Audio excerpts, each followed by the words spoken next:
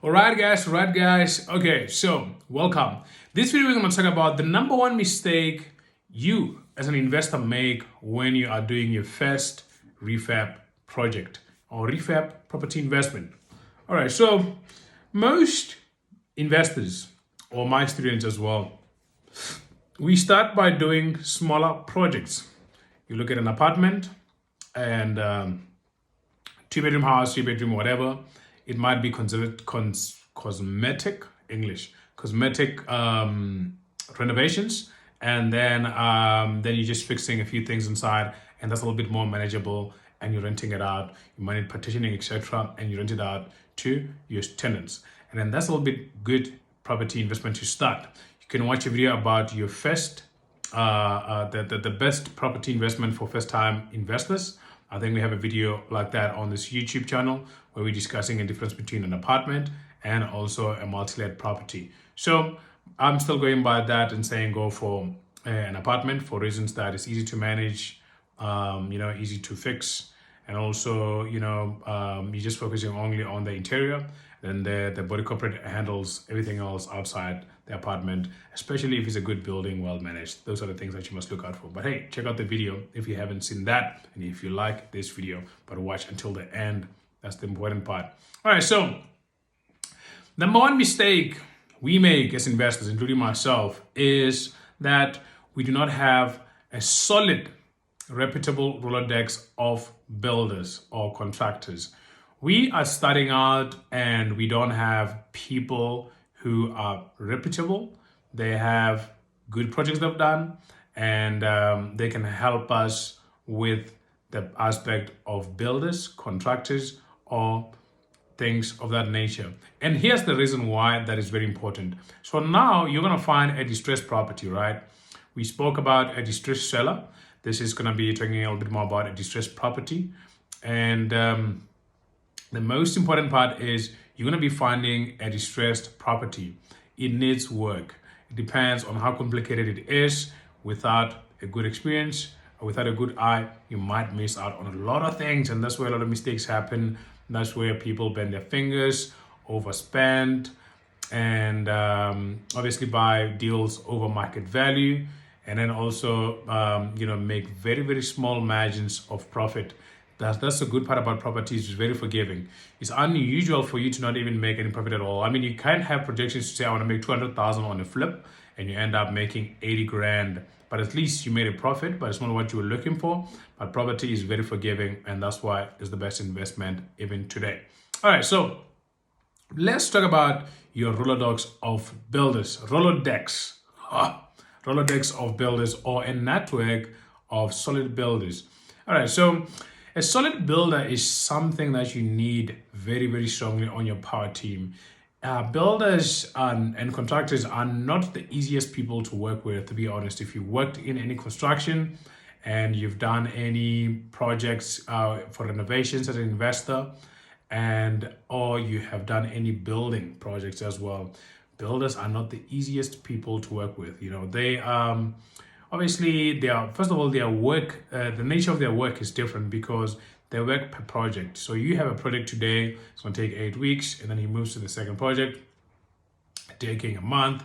And then maybe he might be also associated with a big contractor who has a 3-year contract or 18 months contract where they're building a lot of houses.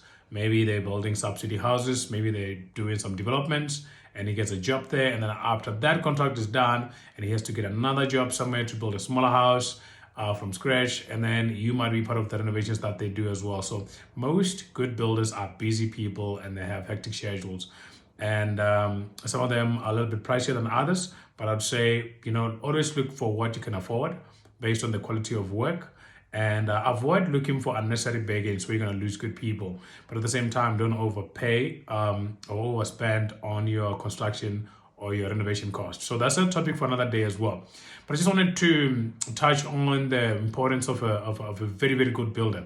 So here's the thing about having a good builder. So if you are the first time, refurb investor, I'm just going to put it like that, and you want to do your renovation and you find a property, it's very nice, you're going to homework on the price, etc., and then your only problem is you don't know how much you're going to be spending on renovations.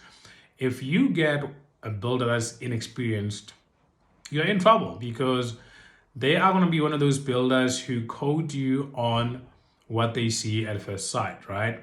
And then they're just going to get there and say, "Nah, I know what I'm doing. I know this and that, the walls and this and that, other, and the bathroom, etc." And then they give you a full quotation.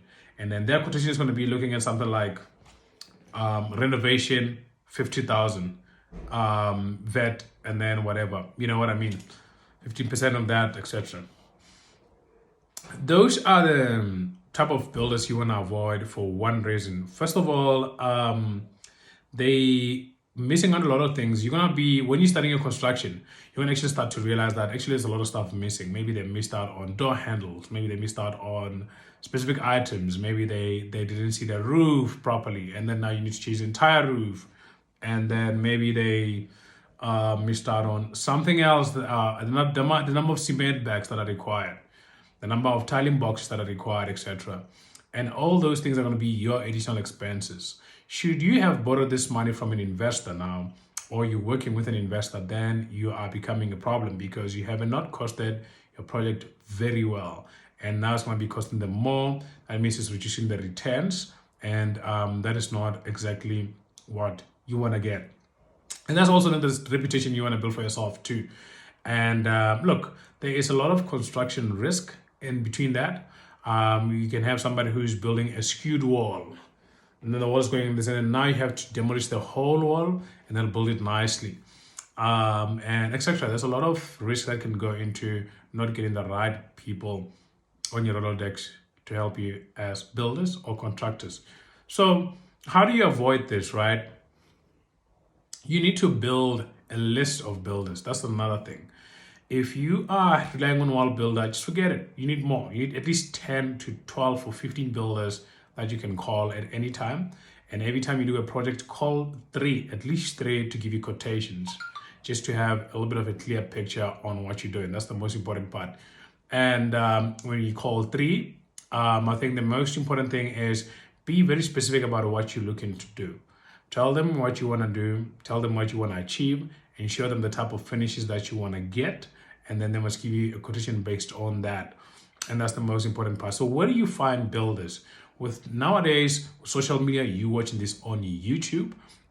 It's the nice thing about social media, the nice thing about the digital age. You can just go to a Facebook group, to I Love Four Ways group, and say, "Hey guys, I'm looking for a builder who's going to help me in a project in renovations in Lone Hill, Rambach, etc. Or I love Rambach. Hey guys, I'm looking for a builder who's best recommended, whatever. You'll get people who are recommending builders inside those groups. You say, "Hey, builder, whoever did this thing for me, did this thing for me." So now you're actually not getting the builders who advertise themselves, but you're getting happy clients who are saying, "Hey, I recommend this person because they did a good job for me."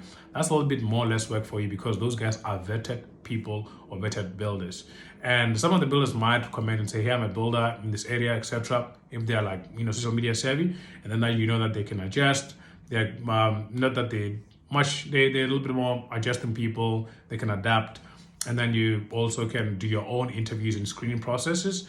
And that's also another topic that we have in much more details. If you're part of our, NMRI group, we go into the detail of how do you vet this type of people when you're hiring them. And also we give you a checklist on also how to do that too, to make sure that you're getting the right people on that. Okay. Another way to find a good Rolodex, English. Rolodex of reputable builders or slash contractors is actually your investors network. Tap into an investors network. You must have a group of investors, at least 4 or 5 people you can actually ask for stuff. And not just to always ask for things, but add value to as well. If you want to build a good relationship is an exchange of value. And those are the relationships that last. But if somebody's always taking and not giving, you want to avoid working around with people like that in the long term as well. So I would say that ask your fellow investors. If you don't have fellow investors, we have a group of around 70 plus investors as well who are doing deals of all over the country, and actually it's increasing. I think we're going to be reaching 100 soon. And just join that as well. Figure out how you can join. And also we have a lot of Facebook groups with around 2,000 to 3,000 people. online where you can just go in there and ask for recommendations as well. All right, another thing that you can do to find a right builder for yourself is actually when you get the right builder, ask them what projects have they worked on, drive with them and go see them, and then also talk to the clients if they are happy. If a builder or anybody you're working with can't give you somebody they've worked with before and they're happy, then I think you should be a little bit more concerned. And that's the most important part as well. So I would encourage you to have a look at that as well, and then make sure that you are getting references on what the builder has done. Another thing that I think is important as well is actually just request a little bit more detailed code. We have a sample that you can use if you're in part of our group where you can download the code. If you're part of the Real Estate Wealth Builders, you have access to that list where it's a detailed code of each item per item, and you can just use it for the same thing. And then you just get them to populate it. That's what I do. And then you get like 3 codes based on whatever they're going to be put in there, including the material as well.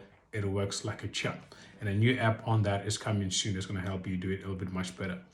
And the bonus part of the builder and finding the reputable builders who are going to help you avoid making heavy mistakes that can cost you very, very much, very greatly in your real estate journey is also work with builders who are giving you free quotations, who are relationship focused. Some builders are going to say, hey, I want to come on site, you must pay me $2,000 for site visit. The reason why they do that is understandable. It's because most people are just using them for quotations and they never call them back. So you must be relationship focused, and you must also earn their trust. And the only way you're going to earn other people's trust is by results. This is exactly in what we do in business. So results only earn trust. Everything else, it does not. So you want to be sure that you explain to them what is it that you do and what you're looking for a builder for. And also that if you have a good code, you're going to be using them for the job. And be honest with them to tell them, hey, there are a few other guys who are also looking at giving me a quotation. So if you give me a good one, then we can be able to work. And I think those are the most important things we're going to be covering on this video. And I'll see you guys on the next one. I hope you enjoyed it. If you have anything else that you thought I should include on this number 1 mistake investors make on their first refurb investment property, then you should add it on the comments below. Make sure you get the ebooks. That is free ebook, by the way, on how to invest as a first-time investor during COVID-19 in the link description below. See you guys next time, and peace out. Bye-bye.